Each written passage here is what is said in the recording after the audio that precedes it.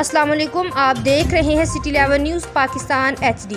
खबर शामिल करते हैं जनावाला से हमारे नुमाइंदा मोहम्मद शफीक की रिपोर्ट के मुताबिक अदारा Mir Aslam Welfare Foundation Chak number 65 गाबे के सदर मलक फैसल मसूद, नायब सदर Malak Ali Murtaza, general secretary doctor Naseer Ahmed, Malak Hasan Asghar, Hafiz Sagheer Hasan, Iftikhar Mughal और दीगर की काविशें रंग ले आई। 2 साल के बाद चक नंबर 65 गाबे की अजाफी बस्ती के लिए साबका सूबाई वजीर टाउन नाज़म जनावाड़ा मोहम्मद अकरम चौधरी ने सड़क का इफ्तिताह कर दिया। इस मौका पर खिताब करते हुए साबका सूबाई वजीर मोहम्मद अकरम चौधरी ने कहा कि हमने हमेशा आवाम की फलाह बहबूद और देही तरक्की के लिए काम किया। आवाम तावन करे तो एक मरतबा फिर हल्के को मिसाली बनाने के लिए दिन रात एक कर देंगे। मज़ीद खबरों के लिए देखते रहिए सिटी 11 न्यूज़ पाकिस्तान HD।